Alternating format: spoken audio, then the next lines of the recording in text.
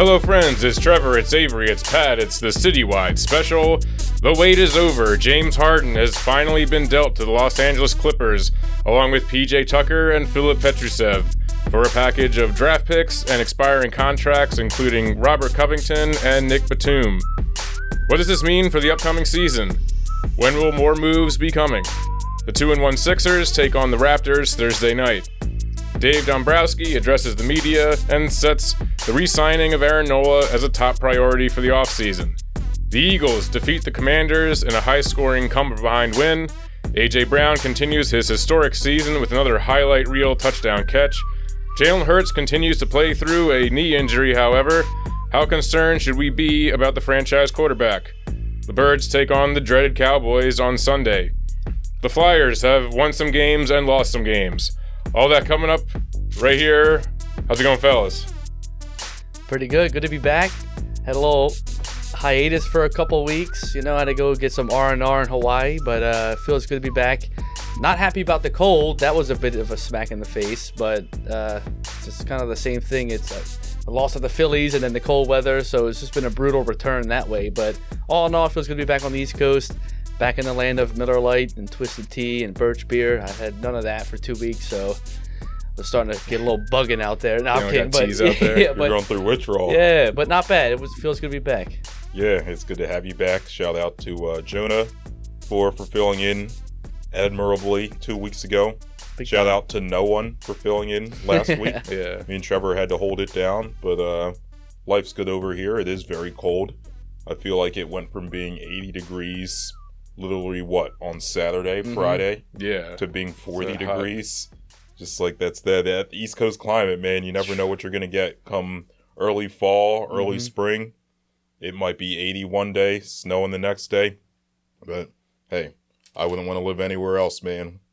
We're from Philly and we fight, as Chip Kelly once said. Yeah. It's like, but yo, Pat, we got a lot of stuff to get to. We'll get to the serious stuff. Did you wipe with your left hand, or have you ever wiped your ass with your left hand? I have. Okay. How is it? Just out of your experience? Just out of curiosity, I did it because you do the same thing every day. You're like, well, let's see how this works out. Brutal. You would have thought I was blind. I was like, where is my asshole at? I couldn't. Nothing. It didn't work out. I had to go back to the right. And then at that point, I'm like, well, this is weird because now both hands are tainted right now. But yeah, not a fan, and it didn't really go well. So I think I actually got more, anyway. I think it got more on my hand than it got on the toilet paper. But So you do not agree with what Jordan Mailata says? It's not pretty, but it gets the job done. It didn't really get the job done for you. Yeah, it wasn't pretty or it got the job done. No, it was just nasty, and I was defeated, and then still had to wipe my ass normally. But Mailata, that's a big. It's hard to miss that ass, though, I will say. But he's probably got a huge hand. Yeah. That toilet paper it probably now I will say that's another twofold thing. Then is it easier to wipe your hand if you do go with the opposite hand with a fold, or do you crumple? Well, I think crumples are dangerous. I think it's a slippery slope.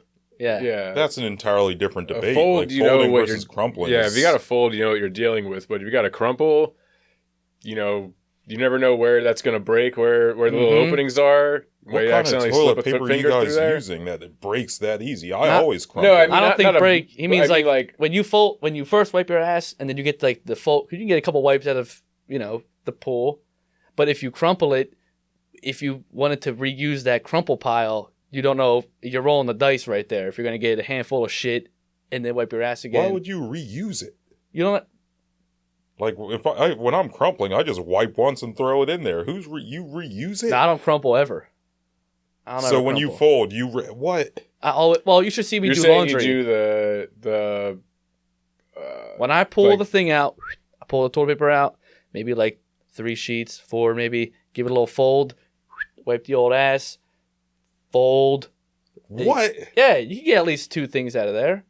At least, depending on the day. No. Yeah. So that heightens the chances. I don't do that, but I don't, No, when you fold it, you make sure. Obviously, if it's a bad day, you just one and done and keep pulling more toilet paper out. But Yeah. Aren't we all about being green and all this shit? Yeah, we're in a climate when crisis. I'm pooping, man, I don't care. Well, game's a game, baby. I'll tell you. We're back. Yeah. Oh man, no. see those wildfires and the hurricanes. Mm-hmm. So what? We all got to do our part. Well, I'm not trying to have a dirty ass or a dirty hand. No, my ass is always very clean, but I'm efficient with the toilet paper. But yes, left hand, it's no bueno. We can agree on that. It's not good. No, I didn't struggle as much as you did. Trevor probably still hasn't tried it. I still haven't done it. Just because you got a hernia. Yeah, I could imagine the hernia doing a different motion could be a little tense. That's fair. That would be hysterical. It'd be like, just. I was like, how did you react? How did you aggravate it even more? Well, like I was doing a very important social experiment. While we're on the topic, Doc, how do you feel about left versus right wiping your ass? Although, is he a left? Are they? Yeah. Or she lefty or righty? The doctor, I don't know. Oh, well, it's worth an ask. Yeah, I suppose it depends on what your dominant hand is. I would just phrase it as, how do you feel about wiping with your non-dominant hand? Yeah.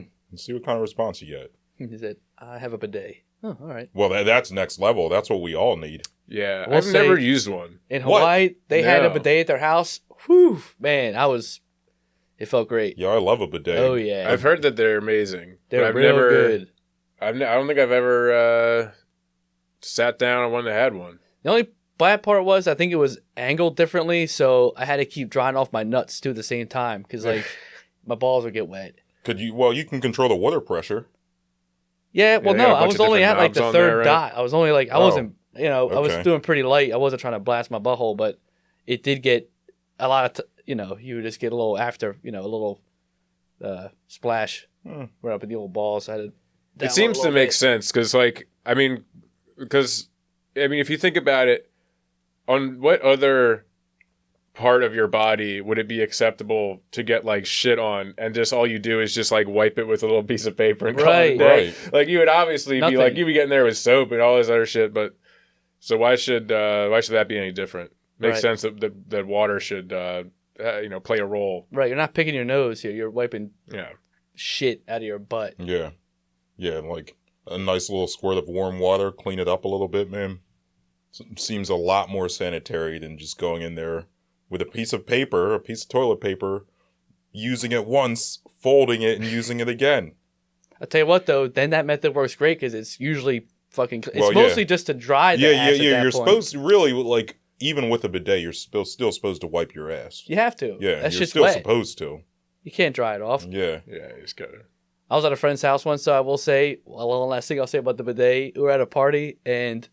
they had a bidet, and I was like, hell yeah. But I really had to poop, and I felt real bad. So I went upstairs to their bathroom, and I went to, the bedroom bathroom, had the bidet. I'm like, nice, this is great. But then after I shit, I realized they had no toilet paper left. So I used their hand towel, the face towel, the little square one. Oh, my God. You didn't put it back on the rack, No, I threw it out. But then I went down to my buddy. I was like, hey, man, I don't know whose house this is, but, if they ask where their washcloth is in the morning, I had to use it to wipe my ass. But, I appreciate it. That's their fault for not having toilet paper. How are you gonna have a party and not have enough toilet paper? Yeah, that's on them. It was on the day of the St. Patty's Day parade, not last year. Well, yeah, they'll know for next time. Gotta have toilet paper for that party. I had to dry off the old Blarney Stone, but anyway, it worked out. That's good. Yeah. So I guess we should start off with the big news. Big trade. Yeah, the Sixers. James Harden. Yeah, of course. Yeah. Finally. It's such a relief. We can finally just talk about actual basketball now. Mm-hmm. Get right down to hoops. Fucking, it's just annoying every week being and James Harden's still on the team, and we don't know what's going on. Mm-hmm. And it's probably going to drag on through half the year. But, yeah, thank God. The old midnight trade. Yeah. Yeah, how about that? Yeah, I woke up to a million checks in the group chat.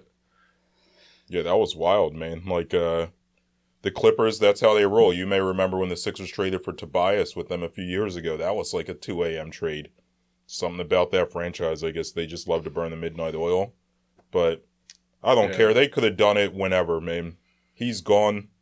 I don't even... the Sixers could have gotten a pretty mediocre haul, and I don't even think I would have cared. Yeah, I think that they did pretty well, all things considered. I think so. They got 2 firsts. Some other stuff. 2 seconds, a pick swap, and a bunch of expirings. Mm-hmm. Yeah. And you get Covington back, not for nothing, but he seems happy to come back to where he said, he got his name made for himself. And it's kind of cool. It's good to have, it's funny that you see teams, bring back not only the Eagles, some of the Phillies too, but, bringing back guys that are from Philly or, have a connection to the city or, it's just, I feel like the teams build better chemistry when they have an attachment to the city as a whole. And to be able to have that, you don't have to worry about, I need to, try to be a starter now. He knows his role. He knows what he's going to come here and do. And the fans are going to love him coming back. He didn't leave on bad terms. He was a decent player when we had him. He got traded for Jimmy Butler. No one's mad at him for that. No, but I liked him while he was here. I always loved Covington. So I thought we had a good enough haul for a guy that wasn't going to play anyway. Right. It wasn't like we had a lot of leverage. Right. You got usable players, some picks down the line. We'll see what's up. Yeah, a guy who wasn't going to play, who was a malcontent, he's clearly in decline, right? And who isn't really going to fit with the style of basketball that they've been playing. See, that's the funny thing, right? Is how do you feel? What do you think of the Clippers right now? The vibes are so bad. That video, you see that video? That was so awkward. Where Harden walks in and it just staffers and reporters are just standing there against the wall, on their phones. And I think it was Terrence Mann who was sitting down, just kind of looking at his phone, not even looking up. It was just side eyes Harden. Yeah. Westbrook was you still got gas in the tank? He was yeah. And that was it. I'm well, this is lively. Yeah. It felt like the kind of vibes of if you I don't know, if you got into a big fight with your roommates the night before, and then the next morning they come down in the living room and you're kind of just yeah, what's up? It's very very strange from the get go. You would think a guy like that coming into the locker room, there'd be a lot of high five. Oh, here we go. This is it. Yeah, nothing. Let's go, baby. That was so awkward. Just none of that. Very really horrible vibes. I was also cracking up yesterday at because whenever there's one of these big trades for a star player and there's always these posts that get put out where it's a picture of the whatever. In this case, it's Kawhi, Paul George, Westbrook, and Harden, and it's scary hours in Los Angeles, and each one it was they couldn't find a picture that makes them look intimidating or anything. It's Russell Westbrook, he's has an intensity to him for sure, but the other three they all every picture you can find of them, they all just look like they got done with a fucking blunt sesh or something. They're all just Kawhi especially is always just could not care less. Yeah. And then Hart is just they're all just kind of have this kind of nonchalant look on their face and stuff. It reminded me of when they make these movies where they try to get all these old stars together and hype it up. Yeah, where it's you got 80-year-old Sylvester Stallone. Yeah, exactly. Where it's it's De Niro, Pacino, Stallone, Schwarzenegger, and Jean-Claude Van Damme starring as the Los Angeles Clippers. Honestly, I don't think that it really. I think we won the trade. Obviously, it's not it was a big sexy deal. I'm just happy he's gone. I think we got usable players and depth, which is good. And Murray all year was talking about how next year is going to be the year to be bringing in free agents. And if anything, you got trade value in the first. Not that the Clippers are going to have a phenomenal first-round pick. There's a third-party team involved, They might in a few years. That pick's a 20, 28. Yeah. They could be really bad then. That's also good for trade value, too, if you want to try to get someone. I think someone. it's top 3 protected or something. Yeah. But still, they could have a top 4, top 5 pick. So it's good. It was a good deal all around. I'd give a B grade, which isn't bad, isn't good. Just a solid move. Yeah, that's what a lot of the NBA beat writers and reporters have been giving it. It's a B. Mm-hmm. Yeah, I mean, I think it's pretty much just setting them up for whatever the next thing is. You got the cancerous person out of the locker room, and you got some value out of it. Yeah, that's all you could hope for. Yeah, and that's it. I did love that the one guy at what was it? They played right before Halloween. And the guy was in the Michael Myers jersey or the Michael Myers outfit. Oh, I saw it. It was "Bring me Harden." Did you see and that? Harden Trevor? was Yes, it was the game on Sunday. I did see that. I did see that. The game on Sunday. The guy sitting right behind the Sixers bench wearing a Michael Myers mask. Holds up a sign that says "Bring me Harden." And Harden saw it, and he did not look happy. In his little green sweatsuit. Funny. His boogie green, so sweater, hoodie. But nah, man, it's great because you get rid of just the stink that was lingering around this team because they've been playing some really fun basketball. Big time. Yeah. Like Maxey looks unleashed. Like Maxey kind of looks like Dame Lillard light. Like maybe I shouldn't push it that far, but he's looked really goddamn good. Signs of really bright, and we've been saying this for years. But like Maxey's like on the verge of having a break, and he's been having a really good season ever since he's been here. But now it's like you said, like he's unleashed. There's no pressure. Doc isn't holding it back. There's no pressure to give Harden the ball. Like he's really who you feel comfortable with since you got rid of a guy like Harden and other pieces like that. You trust in the guy, and he's been here for 4 years now. He's only 23. So like, I think he turns 23. So like he's got a bright future. 1% better every day, man. Yeah. So I'm really excited for Maxey and Uber and a lot of the guys they brought in that are young and hungry. Yeah, and I think Nick Nurse has really kind of changed the structure of the offense, right? Like, because before the offense would just be James Harden takes the full 8 seconds to get the ball across half court, dribbles the air out of the ball for 8 more seconds after that. Then you're already at 8 seconds left on the shot clock. He runs pick and roll with Embiid, throws it to Embiid. And then that's it. That's 24 seconds just like that. Yep. Like now, like Maxey's crossing half court with like 20 seconds left. They get into an action real quick. It might be a dribble handoff or pick and roll with Embiid. Someone sets a screen, someone cuts, they get a bucket, and like there's 14 seconds left on the shot clock. Like they just play with so much more pace and like intensity, energy, and like everyone's sharing the ball. Like guys are moving, guys are cutting, and haven't seen this much cutting since emo was popular, man. Pretty much since the mid 2000s. You're right. You never lied about that, dude. But nah, it's just the brand of basketball Harden would have never fit with this. No, he didn't not at all. Yeah, it would have just. Yeah. Like the funny thing about it is, I was listening to Brian Windhorst's podcast, The Hoops Collective. Tim Bontemps, he covers a bunch of teams on the East Coast for ESPN, but he's like really in tune with the Sixers. And he said something to the effect of, this was on Sunday night before anything had been announced, that if Harden didn't play by Thursday, it was over, because he's like, yeah, Harden doesn't fit in this ecosystem. Maxey's playing great.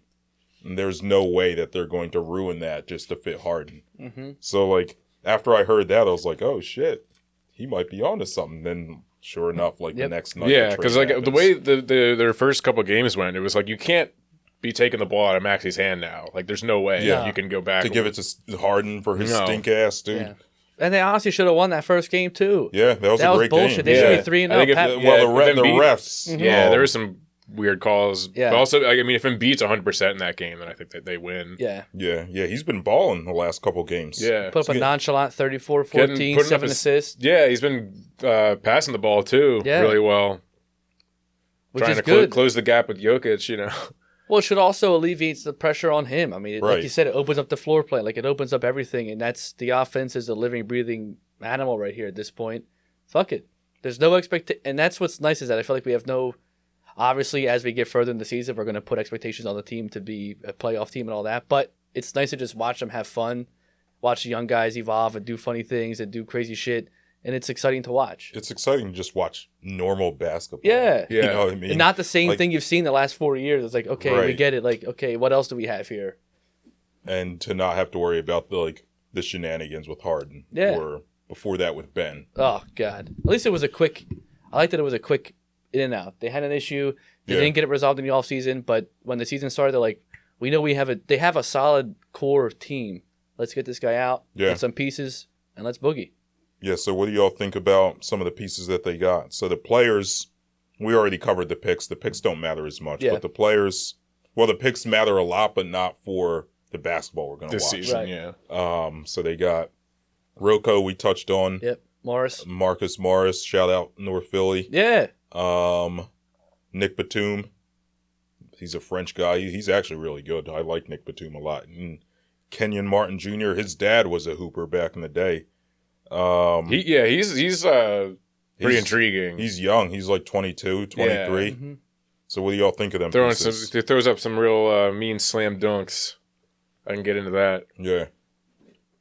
Like I said, I think you bring in some local guys or familiar faces, right, with Rocco and Morris being a Philly guy, and just solid depth. I think that you have guys that are actively ready to play. They're in shape. They're usable people. So I think, in essence, you literally got rid of one guy that was going to be a cinder block all year and a cancer to the locker. And PJ. Right. 2 cinder blocks, PJ, really. Yeah, it's hilarious that PJ has to go with him. Like, him and Harden are a package deal, They had to man. go You remember, like, back in the day, in, like, elementary school recess, you'd always want to be on the same team as your best friend. Yeah. So be like, yeah, we're a package. That's Harden and PJ just 30 years later. Dude, you know who PJ Tucker is? Scrappy Doo. He's literally Scrappy Doo. Damn, I don't hate that analogy. I don't think Harden's not Scooby Doo. Oh, hell no. But PJ's definitely Scrappy Doo. Harden's the villain. Yeah. Yeah. Like, Harden's the villain, like he's the bad guy lurking, looming behind the scenes. Yeah. You take the mask off, you find out it was him all along. This motherfucker. Yeah. So I like it. I'm into it. I like it a lot. You got a lot of young guys that are hungry, got to prove themselves. You got 2 solid vets, in Morris and Rocco. Let's see what happens. It's no pressure. I mean, they can come in as they want, whatever they want to do with Nick Nurse's system and all that. But I mean, this is a year where if they have another first round exit, it's like, okay. Exactly. I'm not. Like, mad I mean, about it's really like next year's team. I think is when they're gonna, whatever they end up doing with these picks and who which they is what end up. Daryl kept saying. They're gonna have a ton of cap space in the offseason. Right. Yeah. I heard they tried to ship, or they're not opposed to still shipping Tobias, but I don't know if that's true or not. Tobias has been playing really well. Like, he fits much better with a Nick Nurse team. Definitely. Yeah. I think they end up keeping him. But for the right trade, who knows? What do I got written down? Rocco, we covered. I think Rocco on this team will be very useful, man. Big time. Because he fills the PJ Tucker role, but unlike PJ Tucker, who would just not shoot, Yeah, Rocco he can actually bomb some threes, make a man. corner three. It's funny how they have like a surplus of wings now. Yeah. Yeah, I remember like a few months ago, we were like, damn, dude, Danny Green's going to have to play 20 minutes. He's not even on the team. Not even on the team anymore. Which sucks for him. I like Danny Green. Yeah. Yeah. Is what it is. And then Batum, are y'all familiar with him at all? He's nice. A little bit, yeah. Not at all. Maybe I shouldn't say he's nice like that, but he's a solid bench guy. He's 34, I think, so he's older, but can do a little bit of everything. He can shoot. He can play a little. He's a good team defender. He can rebound. Can kind of pass. Can kind of handle. I think he's kind of. They don't have a player like him. Like I was gonna say, he's kind of like so and so on the team. They don't really have a player like him, so he feels a unique Like role. a little utility blade. Yeah. Which is good. As long as you get guys that want to play and they're not a dramatic person or care about a whole lot. Like, he just wants to play ball. That's good. Especially in a transitional year, if you want to call it that. Like, they still should be a playoff team. Oh, for sure. At least a top 5 team. Yeah, they'll make the playoffs. But, like, expectations are definitely dampened this season. But as long as you got guys that are young or seasoned vets that want to play and want to win, that kind of fits what most good Philadelphia teams do in the playoffs. I mean, that's what fans want to watch, Yeah, right? we just want to see good ball, good hockey, good baseball. We just want to see guys that want to go out there every day, play their ass off, and we see what happens. Yeah, so I think we got the ballers for it. Marcus Morris should add some toughness. I like that because that's a good trade-off for PJ, I think. He's not like what he was 5 years ago. He's not really that good anymore, but at the very least, he'll give you an intimidator off the bench. Mm-hmm. He's from here, so he'll be rejuvenated to play. He might raise his floor a little bit, but I'm excited about them. And then Trevor, you were saying Kenyon Martin Jr. He kind of reminds me, right, of a younger, less handsome Kelly Oubre. He is a sexy man. Kelly Oubre is handsome. But yeah, like Kenyon Martin Jr., he's also a lefty. He's like 6'5", 6'6", can dunk, can bomb a three. In theory, should be a pretty good defender. I think he's a piece that they end up keeping long term. Like, yeah, they try him out and like even beyond this offseason, depending on who they're going to trade. This guy's probably around for a little while because he's young. He kind of fits Maxey's window. Yeah, but nah, man, I'm excited about this team. I'm safe to say that we're probably all back, right? Yeah, I think so. We're back. They're, I mean, going into the season, it was like, Yeah, I'm like interested to see what they look like with Nick Nurse and some of these and like, some of these new players they brought in, and it's probably gonna be a mess and it was just like, but the Harden thing was just overshadowing everything, and it was like there's always going to be this like dark cloud, this bad vibe hanging over the team that was always going to make it like, do I really want to get into the Sixers? But now that that's gone, it's like, all the way back in. Yeah, 2 feet in. I mean, and also like it's more refreshing this transition than it was when I feel like we had the whole Ben Simmons shit, because I feel like you had Doc Rivers, who handled that shit terribly. He was around a lot, just being a bitch in every video you saw with Ben Simmons in there. And then you had Embiid half focused on trying to be MVP, and then also like trying to save Ben Simmons to be like, oh no, like we could do it still. And like it just, the team felt like they were like driving on square wheels. Like it just wasn't working well. And this time it was like they've been here before. Harden has done this literally his 4th team in 3.5 years. That's like, horrible. It wasn't like a new thing. Like they knew, okay, fine, he wants to be out. We all know what to do. We just got to figure out the right trade piece. They got it done quick and easy. New coach, refreshing, new life to the team. And Embiid's got the MVP off his back. I think that this team honestly could surprise a lot of people down the stretch. I'm not going to put expectations on it at all that way, but it's more fun now than it would have been when you asked us, 5 months ago how we thought. Oh, that's worth his bond. Yeah. Yeah, I think we can start to wrap it up on the Sixers, but I do think that they could challenge for a 2 seed, man. Milwaukee does not look... I know Milwaukee beat us by 1 point with Embiid looking defensively, rusty. they're just not... I mean... Dude, like Giannis and Dame don't seem to fit as well. As they got all season to figure it out. Yeah. It takes time, but that could be... I mean, there's a lot of big pieces that move this offseason in the NBA that it's going to be interesting how they shake out down the road. Yeah. Like right now, everyone's like loving life. They're like, oh yeah, we love everybody being here. But like once you get into a slump or once someone gets hurt or once, how do you... And they have a new coach too. Like how does that... Right. When you get adversity thrown at your face, how do you transition with that? And it's going to be interesting to see. I think that I'd rather have a young prove-it kind of year for the Sixers than a... Okay, well, expectation like Milwaukee should. All on they're on Milwaukee, to win a chip, yeah. Boston too, to a lesser extent. Yep, big time. So it's back to being fun, which we haven't had in a little bit. Yeah. So excited about that. Couple other random notes I have is the defensive effort under Nick Nurse, dude. They're playing hard defense. Yeah. Like Kelly Oubre, I know that I said that he's. In theory, should be able to play good defense, but he just never has. He's playing his ass off on D. Yeah. Yo. Electric. He's playing good. Maxey stepped it up, diving on the floor for loose balls, playing hard. Even Embiid, playing a little harder than he usually does early in the season on defense.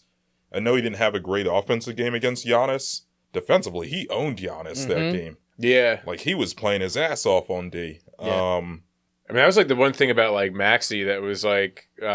his first couple of seasons, it was like the one thing was, well, like he can't really play defense that well, but it's like if he can like really like figure it out on defense, then all of a sudden he has a chance to be like a top 20 player, like an all-star player, and it's looked like he's trending that way. Yeah, there were definitely some plays like him diving for loose balls or like getting in passing lanes or even just holding up a little better against a bigger offensive player that a couple of years ago you would not have seen that at all. Yeah. I think some of that is Nick Nurse. A lot of it is probably Nick Nurse actually coaching them defensively instead of being like Doc. Yeah. Come on, guys. Come on. He's taking, Joel. I can't do the Doc. He's taking the training wheels off, which is good to see. You gotta let Maxey be free, do his thing. Let him get beat up, let him beat somebody up. Put him out there. Yeah. And then the other thing is like. Everyone made a big deal about, like, the Embiid Harden two-man game, right? Like, oh, Embiid's going to run pick and roll with Harden. It's going to be unstoppable. And it wasn't unstoppable because Boston figured out how to stop it in Game 6 and Game 7, and that was that. So what's been interesting to watch is, like, Maxey and Embiid. Maxey's done some of the same, like, pick and roll, like, pocket passes to Embiid, or, like, Embiid will, like, pop out to 3, and Maxey will turn around and pass it to him. So, like... That's been cool that Maxey has kind of already gotten a little of that in his bag, right? The other thing that's been cool to watch is like the dribble handoff, like Maxey just like orbiting Embiid. like you would see that a lot with JJ Redick, where like Embiid, JJ would pass the ball to Embiid. Embiid would kind of just hold it and let JJ run around and eventually lose his defender. And then like JJ be open for three, Embiid pass it to him. Yeah, it's catch and shoot three. Maxey Embiid is very versatile because you have both of those offensive styles, which not a lot of the guys can do. No. And it's been really exciting to watch them just sort of feed off of each other and like really get into like playing with each other. They're both averaging over 30 points a game. Like small sample size and all that, but that's not nothing.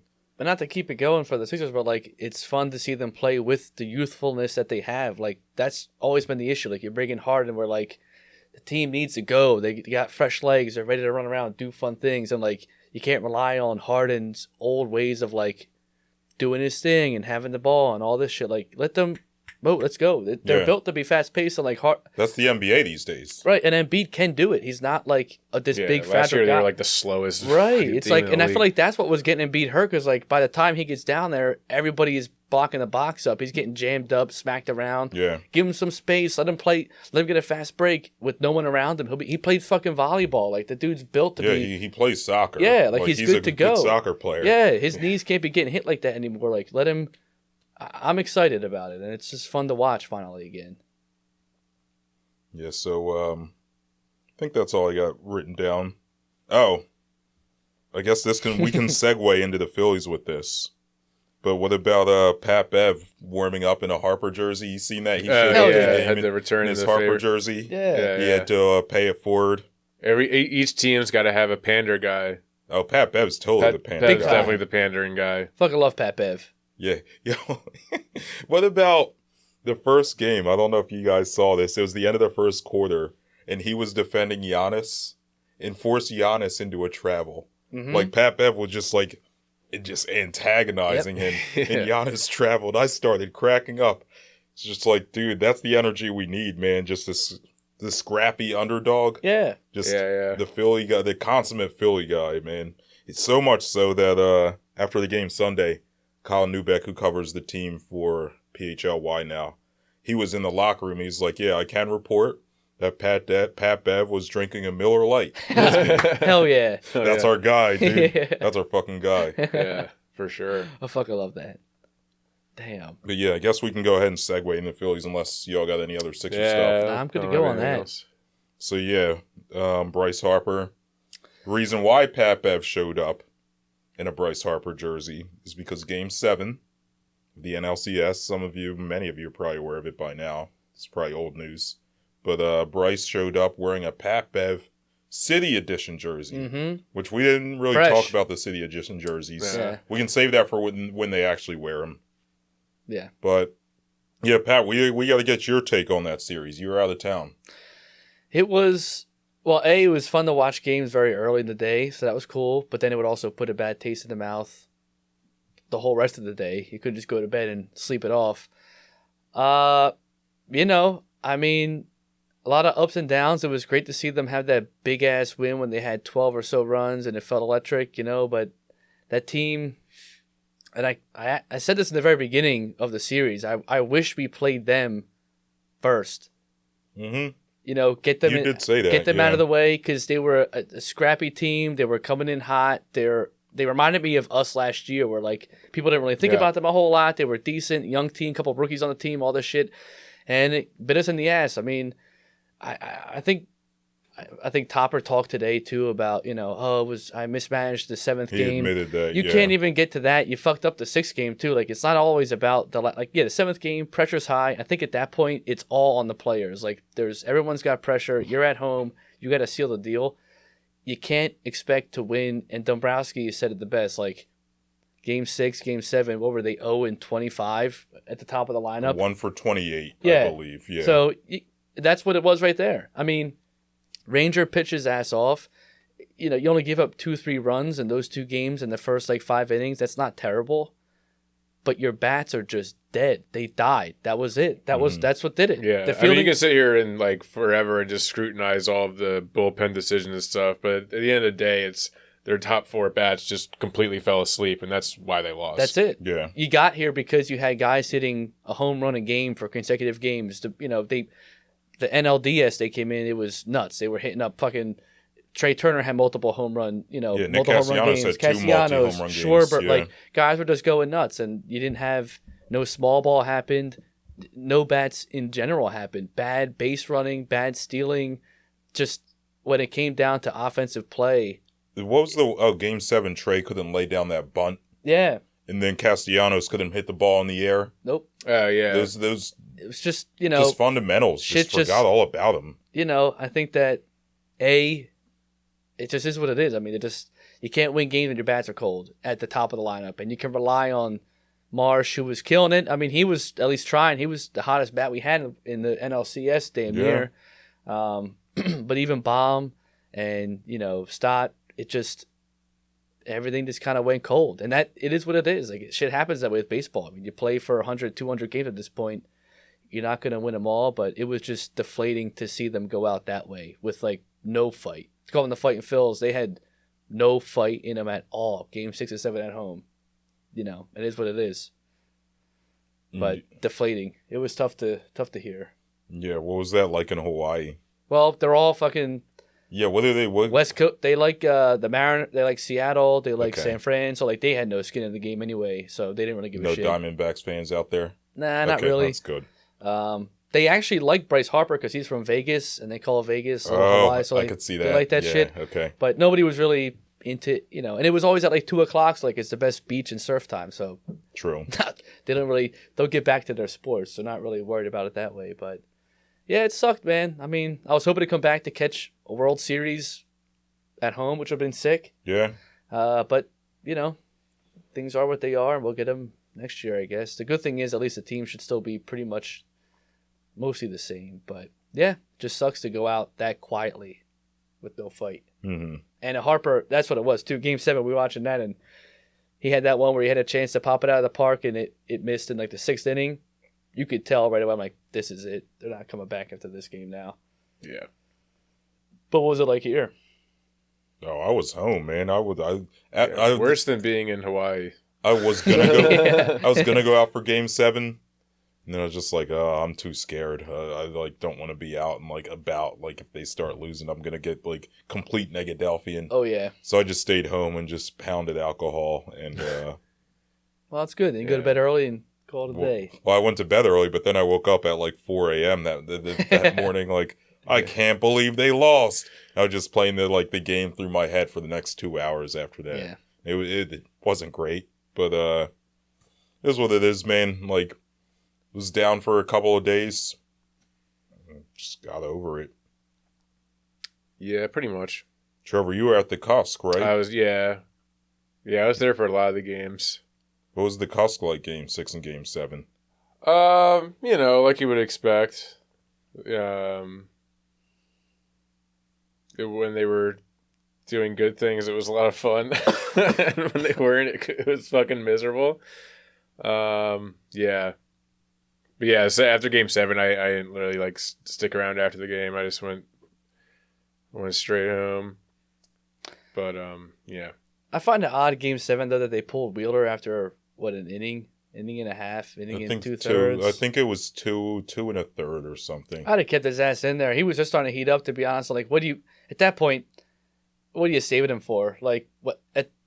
What's the point of are you gonna rest his arm in case you pull this fucking miracle out of your ass? Come on now, just keep him in there, see what you can do, give your offense a chance of a spark.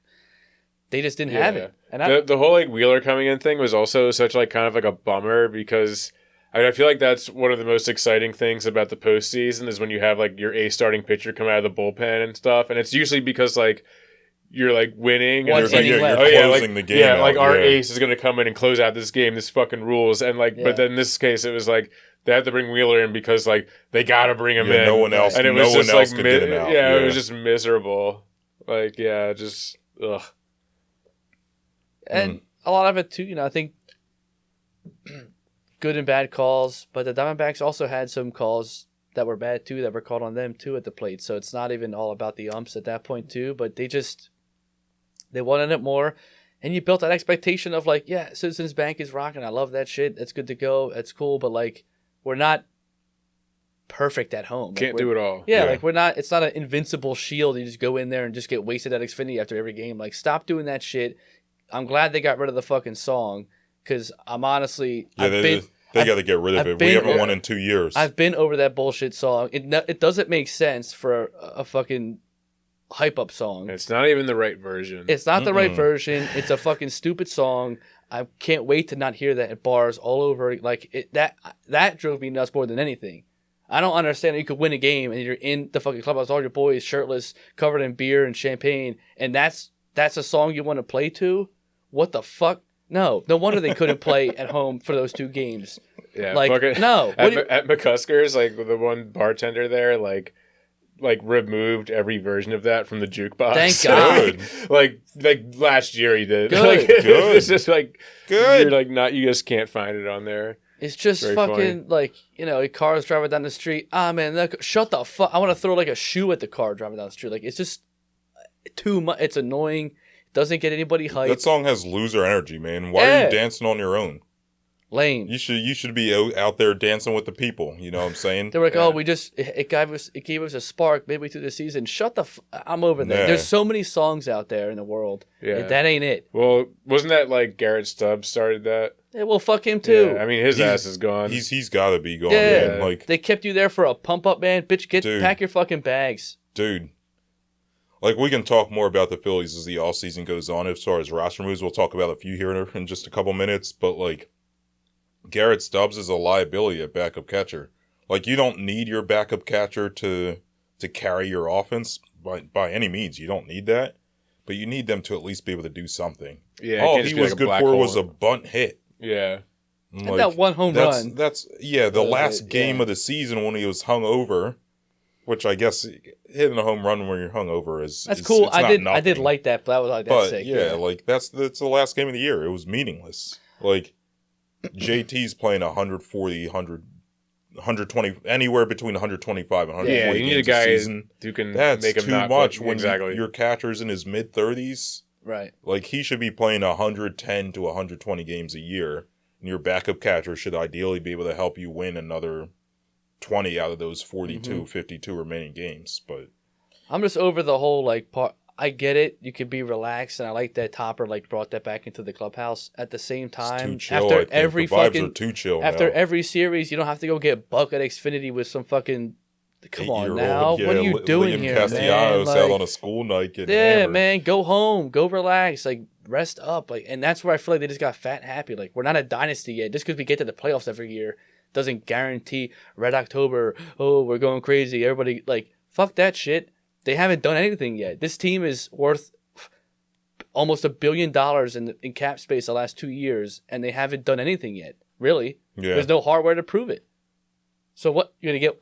What we're gonna get? Washed up Mike Trout this offseason. We did get those really fancy those NLCS rings, dude, that look like better than the World Series rings from 08. That's what I'm saying. Oh my God. It's too fucking much. It's like, calm down. You haven't done anything yet. You barely play good in the regular season. You sneak into the playoffs every year. You get us all hyped up for whatever. We show up and do our thing, but you fall flat. Yeah. And it is what it is. You can't show up and like, oh yeah, I had a bad swing. You had a bad 0 for 20, 0 for 22. Yeah, that's not one bad swing. No. Man. Come on, man. Like, and granted, some of those outs, like some of Harper's outs, some of Schwarber's outs are hard outs, but yeah. But in the grand scheme of things, you're still You're still 1 for 28 in Game 6 and Game 7 between your 4 best players. 1 through 4, completely dropped the ball, and it was standing ovation. All this other shit. They just fucked up. Yeah. Yeah. So I guess that's about it for the Phils. Well, no, we got to talk. Topper spoke. Topper and Dombrowski spoke. So yeah, Dombrowski said. He said that bringing Nola back is their biggest priority. We kind of talked about that a little bit. Yeah. Last week and 2 weeks ago. Mm-hmm. Pat, what are your feelings on Nola? I know for much of the regular season, this podcast, we were not big Nola guys, but I feel like he kind of proved himself in the playoffs, but I'm interested to hear your take. I think that, and we touched on it like maybe a week or two before I left, but I think that when they realized that the pitch clock was kind of fucking him up a little bit, like his stance was what was off. And then honestly, once he, made that aware and then readjusted it during the postseason, he did start playing lights out again. And I don't know if that's because adrenaline's hype or whatever, or if that is the case, but he did look better. And I think Nola deserves to finish his career here. I think that, he's done well. I think he is our, 1 or 2 ace given whatever year you want to take. I'd bring him back in a heartbeat. I mean, you pay all this money for out-of-town guys to come back here and play or just to come here and play. I think that Nola has made it. It hurt to know he didn't know where he wanted to go during the regular season. He never said anything about it. Yeah, he was like, I'm just trying to. Said something. Right. Yeah. Postseason, he's like, no, I do want to be here. And like that felt good to at least him to finally open up a little bit, let us in. But like, cool, all right, fine. That's enough for me to bring him back. Because with him and Wheeler, we can do a lot of good stuff. And I feel like if we had good bats, we could have seen, what that 1-2 punch was. It felt good to know that you had Wheeler, Nola, Ranger. I felt comfortable with that rotation. It was one of the top threes in all of baseball. They were coming into that last 2 games, 0.9, 1.2. I mean, they were crushing it. So I think that he earned the respect of a lot of people back in the city to come back. And I think that I would be very happy to bring him back. I wouldn't, if someone wants to offer him even more, go for it. But I think that we should put together a reasonable offer and bring him back. So, yeah, I mean, I'm kind of at where you said, like, if someone wants to offer him more, the thing about me, like, my concern is more years. Because Nola's 30, 31. He's pitched, like, 200 innings every season since, like, 2016. Yeah. Sooner or later, that arm's going to start to decline. So, like, I would give him similar to the Wheeler contract, which actually expires next year. Wheeler's only signed through the end of next season. So, like, they're going to have to figure that out, too. That's fine. We only have 1 more year with this, really. You got to, like, figure, like, I'd give Nola 4 or 5 years at, like, $30 million a year, whatever, like maybe a little more. I don't know. Yeah, not my money. I don't know what the pitcher market is. Yeah, I don't know what inflation's going to do to these contracts in the next year or two either. Like you kind of have to get out in front of that a little bit. But like, I'm not giving Nola more than like 4 or 5 years. Like some of these pitchers, like Garrett Cole signs like an 8-year deal. Carlos Rodon signs like an 8-year deal. That's too long for a guy in his 30s, man. You're smoking bad dope doing that shit. I think he's too young to go for a team just to win a ring and call it quits. But I think, like you said, a moderately sized deal for a reasonable amount of time, I'd bring him back. Yeah. This team has no problem digging in their pockets. They know they want to keep a good bullpen, but their hearts are set on bats and defense, not pitching when it comes to spending money. Yeah. So I think you keep him at a reasonable price. If someone wants to spend $50 million a year for him for 2-3 years, go for it. Yeah, have him at but that I think point. That we give him a reasonable offer for a hometown discount. He should fucking take it. Yeah, and I think he might for the chance to win a ring, and it's the only city he's ever known. He really wants to be back. Nola doesn't seem like the kind of guy that would just be like, all right, I want the most expensive contract. He's made a bunch of money. He just seems like a humble Southern dude, man. Yeah. So that's how I feel about Nola. And then the other one was Reese. What do you think happens with him? I think you ship him. That means your boy Derek Hall with the thumb. I think Harper. He might end up playing some. I think Harper stays at first. It's just hard to know where they're going to fit him in. Yeah, I mean, it's like I like the idea of having him back, but I just don't know if they're going to find space for him. I think Castellanos found his home at right field, and I think that Marsh is great at left. Rojas, I don't know if they're going to keep him or not. They're kind of saying Topper and Dombrowski said like he has to fight because they let him. Yeah, because they let him go. And I think center field is. Whatever. He's a great defensive center fielder, but we saw like in the playoffs the thing is though too, Castellanos statistically does better with the running to his left to catch the ball. He's not a good chaser, so he's not good for left field unless you test out Harper in left. But I think just to be safe with the arm. I mean, he got a nick in the elbow running the first base to one game. He almost should have bricked. Like, I'd rather keep him at first base. Hoskins, to be honest, you got to prove yourself. You had subpar defense going into the postseason 2 years ago. Your bats were electric. I'll take that. But, like, the position that you play, you weren't that good at, in the grand scheme of things that way. I think you ship him out. We didn't miss him this year, to be honest. Until Harper became... We missed him. I think we missed him in the playoffs more than... Until Harper became the first baseman, I don't think we missed him. We didn't skip a beat that way. We missed his offense. I missed think. His bat, but you got Schwarber at DH. But like, my thing is like, I touched on this a little bit last pod, but they were such free swingers in Game 6 and Game 7, and Arizona kind of just saw that. Yeah, like they weren't throwing any strikes. We were chasing slop. Hoskins he's always good to working at bat. Has a really good concept of the strike zone. He's probably at least working walks or getting hits. I don't agree with that. Everybody does that too. Harper did that. Schwarber did that. But then they were pitching to those. I don't think that it's as big of a need as you think it is. Harper and Schwarber expand the zone, I think, a little bit more than Reese does. But I don't know. I don't think he was the missing piece. Like, I don't see him being the. I don't know if we win. I don't know if we win the series, but I think he makes a difference. I mean, it would be sad to see him go. I just think that the team is going to let him go. That's all I'm saying. That's my So, take. I got something here. Fuck all though. Yeah. Nah, I don't know if your boy with the thumb comes back, but so yeah, Dombrowski said that they're going to talk with Harper and ask him like how comfortable he is playing right field, how comfortable he is playing first, or whatever have you. So Harper actually said this during the NLCS. I'm going to read this quote from a Matt Gelb article from Matt Gelb from The Athletic. So this is Harper talking. If I can give them whatever they want from first base or right field or whatever it is, not just this year, but going forward, it gives us an opportunity. Whatever it is, whatever they want, it gives them the option to do that.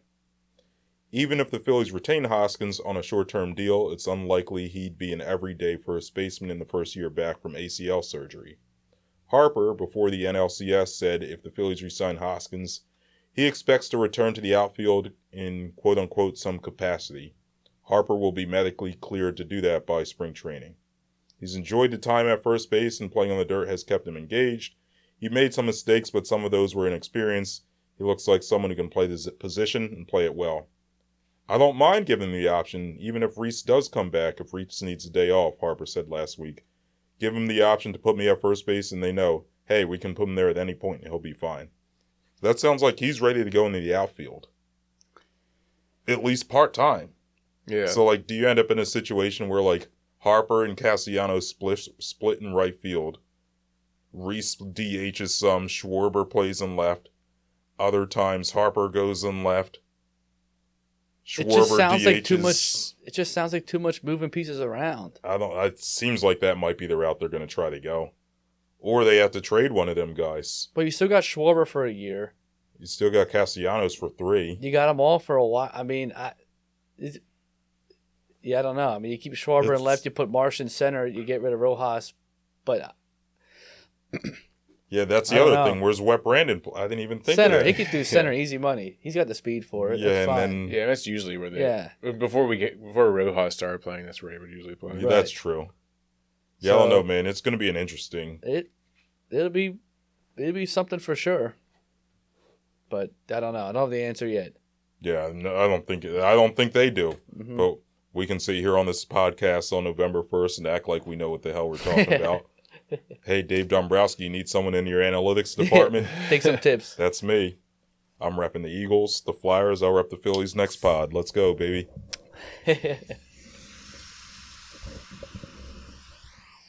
What we got next? I thought that was the ocean. Yeah. Do we want to talk Flyers real quick? Well, we got to talk the emotional support alligator. That's true. We don't really have too much time to get really into the Flyers. There's not much to talk about, but they did. They started losing games. They're losing 5-2 they just lost 5-2 as we speak. Yeah, so they're had a hot start, come back to earth a little bit. But the important thing is that from an organizational standpoint, that they are proving themselves to be the more animal-friendly team than the Phillies, because they a few nights ago allowed Wally, the emotional support alligator, into the Wells Fargo Center. An enclosed building. Yeah. Yeah, you right. CBP's open air. That's true. Right. And they still, So there you go. Well, they got that going for them. So that's an easy win as well for the season. Wally. Good to see him. And then he saw that... you saw Gritty dressed up as Steve Irwin. He didn't get eaten by a stingray. Yeah. Oof. Damn. Right. That's what happened to him, right? Yeah. He got that shit right through the stomach. Yeah. Well, then the guy pulled it out. Oh, right. He pulled the what do you call it? The barb. Yeah, the barb. They were like, all right, keep it in. And then the guy there just reacted and pulled it out of him. And then it did him dirty. Yeah, it's gruesome. He would have survived that shit if they didn't do that. Really? Yeah, you push it. You never pull a barb. You push the barb. What do you mean you... push it. So you push it in so it goes into his appendix and his spleen and his gallbladder. Hear me out. It's like a fish hook. When you get a hook in your hand, wherever, it's meant to keep piercing through. It cuts through clean, okay? Then it comes out. You're good to go. If you pull a fish hook, that little... Okay, I get what you mean. You know what I mean? I get and then you get a fucking 2-foot thing in your chest. You keep that bitch in there for a little bit till you get to the hospital. They're going to cut the end, push it through, and suture up everything else. But the guy ripped it through and just... It did him dirty. Well, damn, Gritty ain't going out like that, man. Well, not with Wally. Wally's chill. He's cool. No, he's cool. So a couple questions real quick. Where does that thing sit? Like, you know what I mean? Like, do they give him a spot in the handicap section? Ooh, probably. Maybe. Where there's a lot of floor space? That probably makes the most like sense. Because you can't put him in the bleachers. Or a box. or like the Wally box. Yeah, maybe he has his own club. Wally probably gets his own club, dude. His the own Wally suite. Club. Yeah. Yeah. I think he would deserve it. That'd be funny if you were like an actual a handicapped person, like you show up in like a wheelchair and like your seat's getting taken up by a fucking alligator. Yeah. Just chilling there. Like, I've seen a lot of shit, but this is fucked up. Yeah. And then the other thing is, we said this before. Where does it go to the bathroom? How do you give that thing water at a game? It's in there in a hockey arena for 3 hours. I feel like they can last a long time without any kind of. Is it an alligator or a crocodile? An alligator. It's a gator. The air is all dry. Yeah. But that air is all cold and dry. He in a hockey arena. And he's just chilling. He was okay for 3.5 hours in there. Maybe he went dormant. All right. Maybe he went dormant because it's cold. You know what I mean? Maybe he fell asleep. But also, do they predominantly piss and shit in the water or on land? That's a very good question. Yeah, I don't know. So then he could be chilling for a while. Do we know anyone that works at the Wells Fargo? Frank, you remember Frank the seller? Yeah. Frank, if you are listening. If you still work at Wells Fargo, I'm curious, man. I don't know if he knows anything about alligators. But he's probably knows someone that works there that was working there that last night or 2 nights ago. Yeah. We need a zoologist or some shit like that. Yeah. If we got an alligator guy. Do we know any alligator guys that listen to the pod? Or someone that owns a lizard. I'll take that too. If you're an alligator guy, please send us an email at citywidepod@gmail.com. Yes, please. Let us know. You're invited on the show. We get an email from Gator Boy. They're like, all right, cool, yes. I don't know. I feel like that would be an issue because I feel like somebody would have already posted by now if they had oh my God, I got shit on by Wally on my foot. Yeah, I mean, it doesn't seem like there was any kind of problem. Never an issue. I have so many questions, man. I wonder if he likes Krabby Fries. There's no actual crab meat in there. I doubt it. Yeah, but he probably likes Old Bay. Maybe. I bet you he does. He's probably eating chicken, dude. Wally probably had himself a whole ass cheesesteak, raw chickens. Yeah, he probably had himself a cheesesteak, some tacos. Maybe the buffalo. He might have even had a beer. Oh, definitely. Yeah. I would give him a beer, dude. He had to have had a beer. I don't know if I would give an emotional support alligator a beer. Well, what's the emotional... He gets drunk, he gets off them beer muscles, he might be liable to snap some kid's head off. You saw the guy walking the gator, he was like, not on the grass, and pulled him. He was like, get over here. And the gator's like, oh, okay. Yo, we got to get more... The emotional support of the alligators is probably going to be a segment that we revisit multiple times on the pod. Yeah, we're going to have to pull up some gator facts. Hey, now, is he going to every... Now, if he shows up to the Birds game, that'd be electric. Damn, he's been to the Phillies, been to the Flyers. He only needs 2 more. Yeah, I mean, he's been to a Flowers. He could just as easily go to a Sixers. He'll fit right in at what the link. What if they send the eagle out and it comes in and just Wally just just fucking just snaps it up. You just see a feather. Oh, shit. That'd be a bad omen right there. Yeah, we'd be losing that game, dude. Yeah, he don't really swoop down there like that, though, the bird. He stays up in the rafters. Yeah, he stays up in the air. Wally doesn't look that active either. He looks pretty chill. Yeah, I guess you have to be a pretty chill alligator. He's like a dwarf gator. Emotional support alligator. Yeah, he's small. He's a little guy. Yeah. It'd be funny if he had an emotional support lizard on him. He might. Where does he live? It's just one of those Russian doll thing. Where do you think he puts? You think the owner is a good guy? Does he just put him in a cage at home? The owner lives in Chester. He lives somewhere in Delco. I forget. I remember reading an article. That makes sense. Yeah, that makes total sense. Yeah, that makes total sense. But yeah, I guess speaking of the Birds, right? We don't have any other Flyers things to talk about. Nah, not yet. I was gonna come on this pod and say if they made the playoffs, I would do something dumb. Except for Carter Hart's bitch ass. I don't think they're making the playoffs. The thrill might be gone here, but hey, games will be cheap. Maybe we'll get to go meet Wally in person. Yeah. I will wipe my ass with my left hand for a year if they make the playoffs. Master the left hand. You heard it here. You heard it here, folks. All right. I'll master the left hand wipe. Let's go Flyers, baby. But yeah, we can shift to the Eagles. What do we got? So the Eagles won Sunday.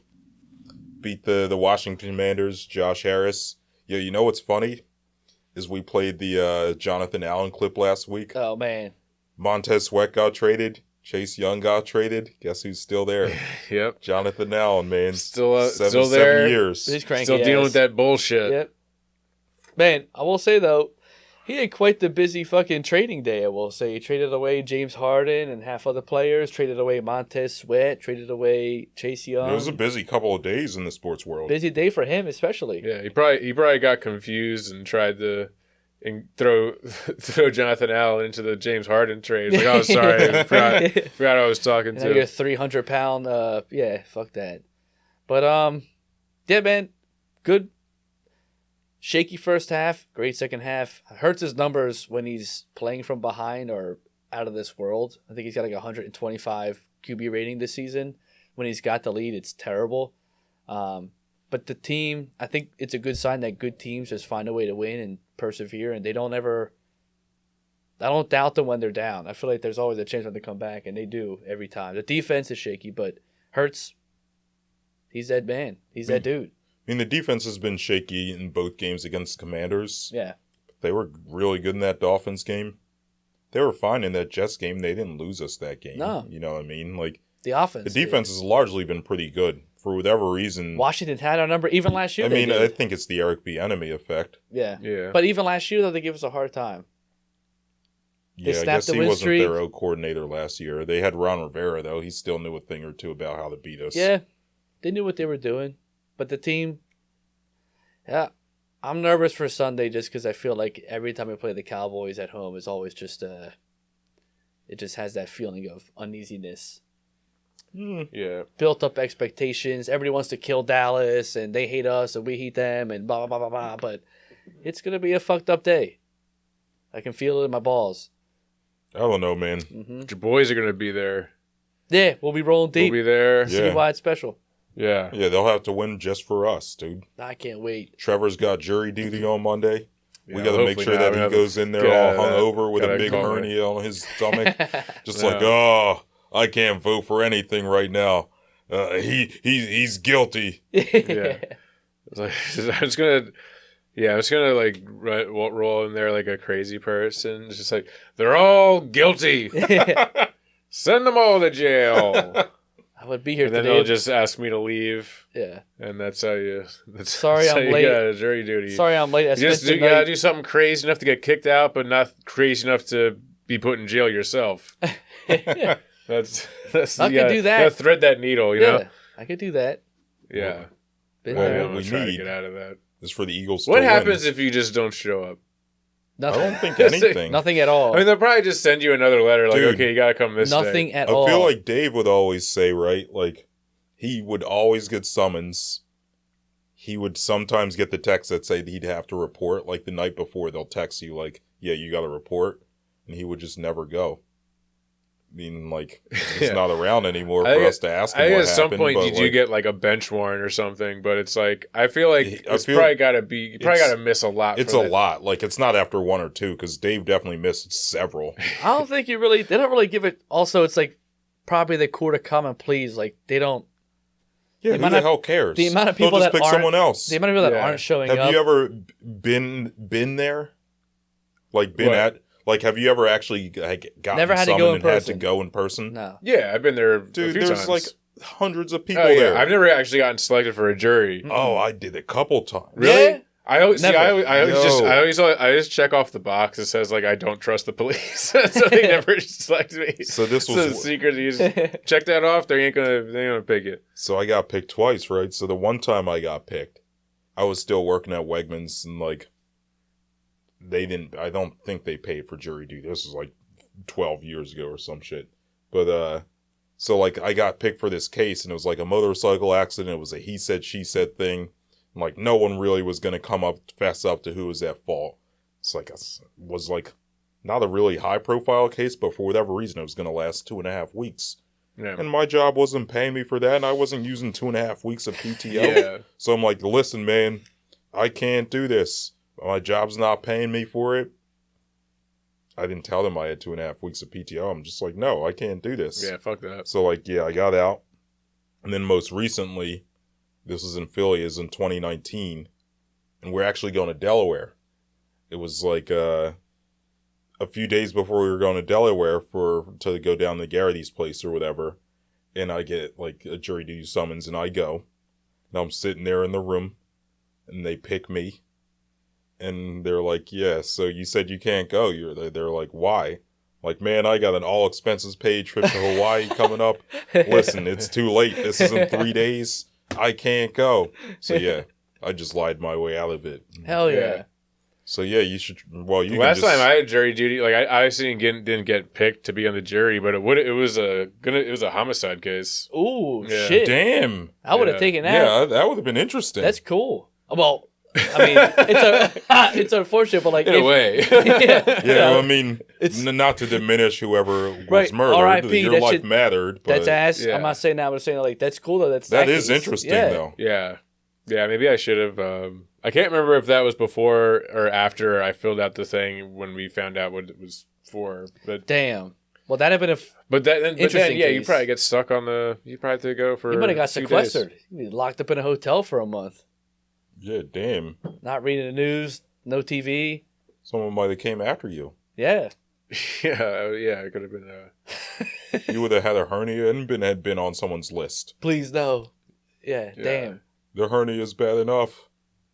That's ass. But no, jury duty Monday, first game Sunday. Yeah, there's zero chance that I'm gonna. It should straight up be illegal to have jury duty on a Monday after the Eagles play the Cowboys. Not even a 1:00 game, 4:25, a little bit later against the Cowboys, no less. I'm gonna be only wrecked. Cowboys fans in Philly should have to report. I'm planning on being pretty.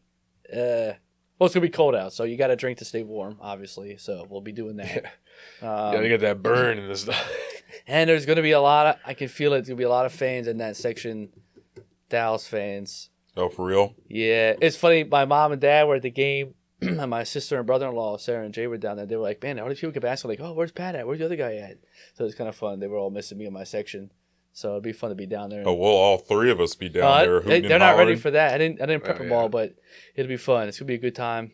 You gotta watch out for those Dallas fans. They get started chirping a little bit. You gotta be. Oh. But Mike is still down there. My security guard, they kicked me out of there a couple years ago. So we're tight now, though. Dude, they can kiss all three of our asses on Broad Street. Mm-hmm. For real. But you know who is going to be there and playing well is AJ Brown. AJ Brown, balling, dude. Who has some interesting ideas. Yeah, let's play this. Do you believe the Earth is flat? No, I don't. You sure about that? Have you ever paid attention to rockets when they take off? No. I want you to go look up a rocket taking off, and see the angle that it takes off at, and wonder why it never goes straight up in the air.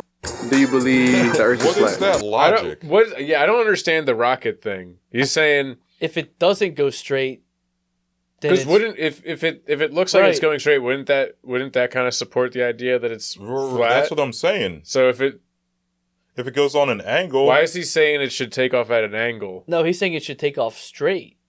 Because he's saying... Right, he's saying that it takes off at an angle. But I feel like that would... That would make round Earth make more sense. Yeah, he's saying, like, right now they take off at an angle. Why don't they go straight? Right. Yeah. But which doesn't make sense because we're not straight above the... I don't know, man. I don't...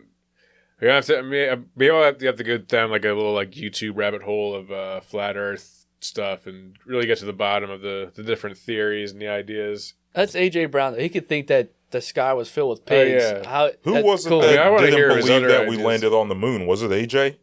Someone said that, like an Eagles receiver in the last 5 years said that. Oh, moon landing guy? It was either him or might have probably been Aguilar, honestly. That dumbass. Yeah. It wasn't Rager. They never gave might that. have been- The it moon might have landing, been like, AJ. I don't understand. I don't even understand why like the moon landing thing is such like a big interest to people. Because like honestly, like I don't even care if they like if they fake the moon landing. I would just think that was kind of funny because like what not like there was any like it's not nobody died. You know what I mean? Right. Like it's not like there was some kind of big There's no cover up. It's not like they were covering up like some crime. You know what I'm saying? So it's like if they like if Stanley Kubrick made the moon landing video and they pass it off and everyone thought it was real, I would just think that was funny. I mean, the biggest cover up in the history of cover ups would be kind of cool, I guess. But like, I don't get that either. Like, all right, man, like, cool, it's fake. All right, but Yeah, I think that I don't really give a shit if anyone went to the moon. We've or sent not. people into space and on the moon since then. Like, who the hell cares? I mean, I guess the idea is that like why a lot of people think that it is fake is because it was like the fact that like we went to the moon first is like everyone considers that being the U.S. like winning the space race. But if you look at the scoreboard between Russia, us and the USSR, the USSR has like everything else first. Yeah. Like first like satellite, first like man, first man in person. space, first dog, monkey, dog. First spacewalk thing, like the whole list. It's just like Russia, and at the very end, it's like moon, U.S. Yeah. we win the space race, motherfucker, because it was all about the moon. Like that was the only thing that actually matters. Which again, if that's the reason why they faked the moon landing, hilarious. Like that's such an American thing. That is true. That's very true. Of all the evil things that our government's done over the years, like that would just be like hilarious. Yeah. That's just funny. Like, well, I'm all for that if they fake the moon landing. I think that'd be great. Damn. But yeah, AJ Brown, man, great receiver. Maybe not the greatest space scientist of our time.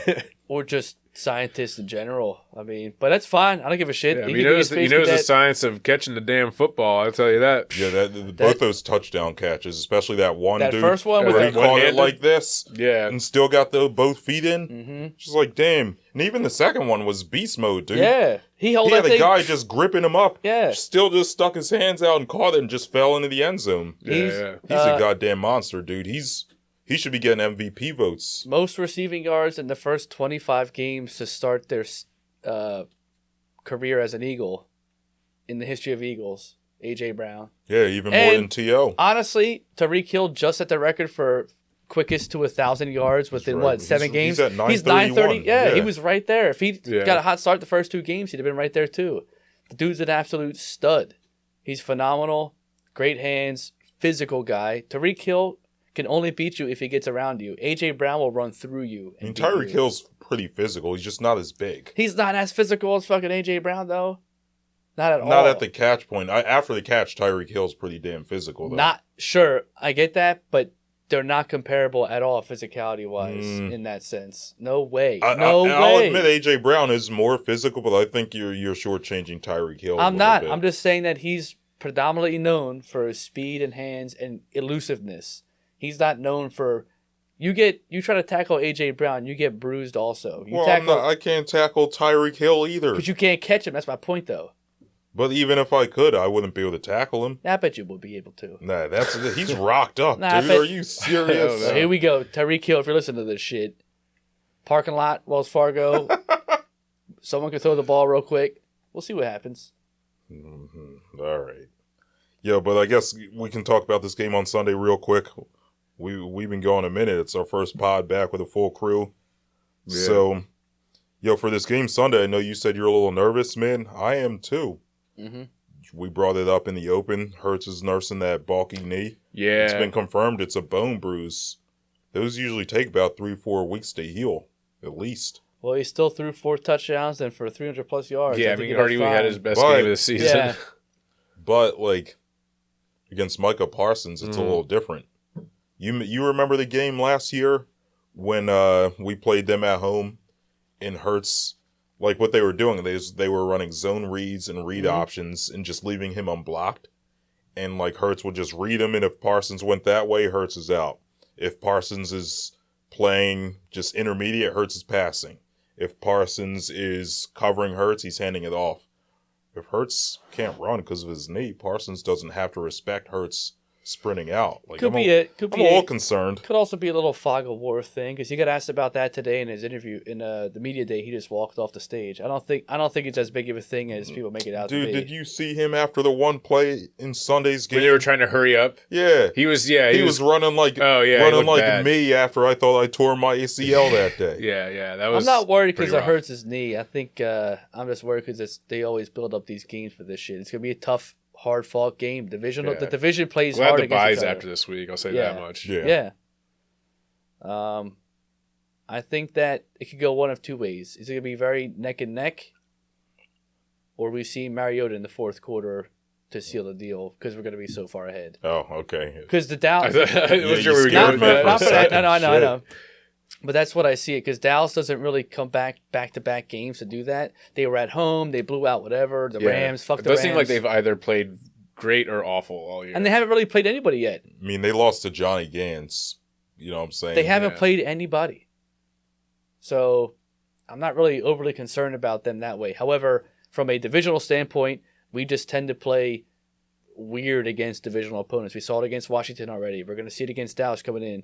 So I'm thinking like, probably not going to see it against the Giants. no, we're probably not there. The Giants are butt, dude. Good Lord. Oh, man. Yeah, man. Yeah, so you sound like you're headed towards a score prediction there. What you got? I think that I'm going to say they've been averaging 30 points a game the last 2 weeks. I'm going to say probably 31-27 Eagles. Damn, that's the score I had. Oh, really? I'll explain my rationale for getting there. Is that what you had? I was gonna say 31 something, but I never come into these with anything in mind. And you're like score prediction. I'm just man, like, I write it on the thing every week. I never think about it. Well, I always gotta come up with it last minute. So I think I'll come up with something. What's gonna happen is we get Cam Jurgens back, helps our running game a little bit, because I don't think we're gonna be able to move the ball on their passing defense. They're third in passing defense. Yeah, even with Dave 18th against the run. Yeah. So we get Cam Jurgens back. We're able to run the ball a bunch. The thing about this Cowboys defense, man, is they generate turnovers, right?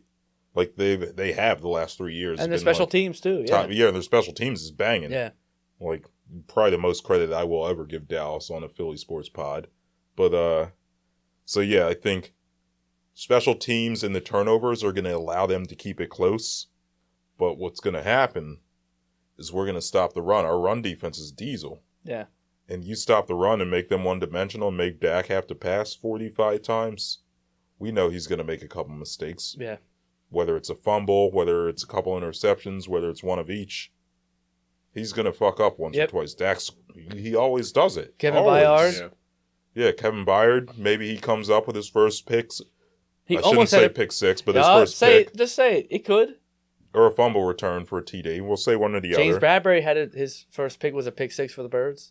But I think what happens is we get a key defensive play that kind of nullifies their advantage for turnovers of special teams. In the end, the running game carries us. Hurts is so-so. We win 31-27. Line's 3 or 3.5. That's last a standard I home team. Yeah. I'll go 28-24 Eagles. Okay. That's a good one. Yeah, it makes sense. It could be a low-scoring game, to be honest, too. It could be a very defensive-heavy game, which I wouldn't be surprised about that either. But yeah, both two very good defenses. Yeah, it'd be interesting to see what happens. But fuck Dallas. Yeah, fuck Dallas. I just gotta play some of this. Yeah, he didn't even know the words. By 6-time Grammy Award-nominated rapper and artist Flava Flav.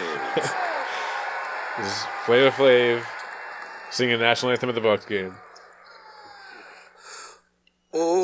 Oh, say, can you see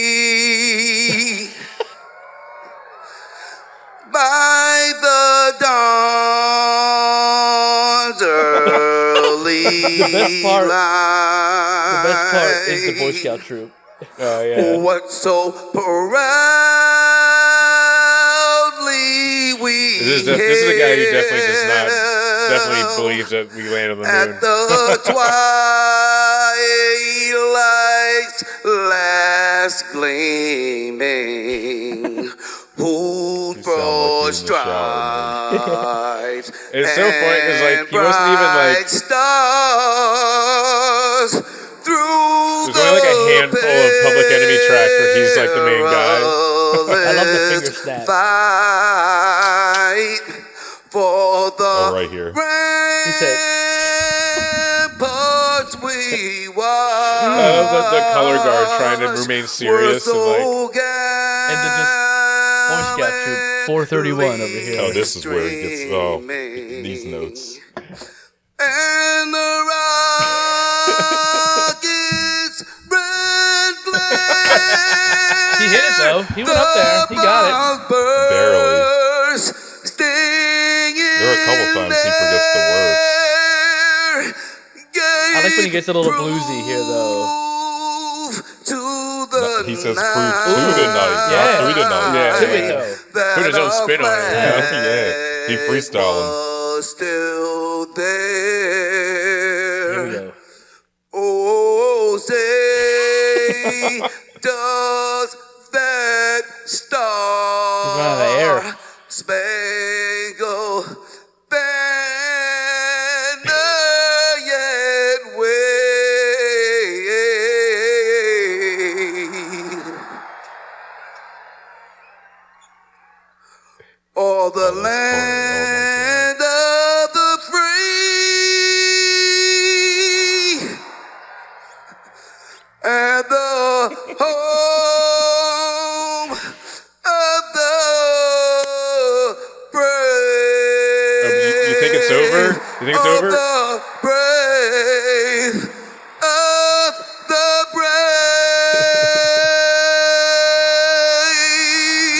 brave. Honestly, I'll take him over Fergie any day. For real. Yeah, he nailed it. I think he crushed it. I've seen some bad ones at some Philly sports games. He was all right. They're about to go back to that Boy Scout meeting and be like, so how was your trip? Wow, you're never going to believe this shit. You're never gonna... I saw Taylor Swift sing the national anthem at Game 3 of the '08 World Series. Man, For fuck real? her. Yeah, Damn, yeah. before she was big time. I know. It was, She was yeah, little it was time. a Baby while time. ago. And fuck her too. Yeah. I'm over this whole bullshit Taylor Swift the shit. Travis Fuck it. Kelce shit. I don't care about this. I don't care about any of that. Man, it doesn't matter to me. It is so annoying. I Good just for hate them if hearing they're about happy. it. It doesn't matter to I don't me. give a shit if Travis Kelce is a happy man in his personal life. Fuck all that. I don't give a shit. I don't care about any football celebrity relationships getting together, especially Taylor Swift. It's honestly infuriating to me Wow. that they care so much about it. I'm like Jim Nantz. He's like, I get paid to commentate on football. I'm not a fucking, TMZ person over here. Okay. The first week, oh, cool, I get it. Every week, because then that means, who else you see? Every week it's fucking like Pat Mahomes, his wife, too. I don't need to see that shit either. I did see them. They got the little fucking... I did see them. Got a Oh, secret yeah, handshake I didn't or like whatever. that very Oh, much. man, I don't need to I see didn't- any of this shit. I don't need to see Pat Mahomes' wife. No way. I do hope, though, that if there is a rematch, if this is all part of her PA roots in her, if she has any kind of fucking... She's a fraud. if She she's ain't got any from kind here. of fucking bird gang blood in her, even though she doesn't because she's a fucking fraud, that when they get to the playoffs, she should dump his ass.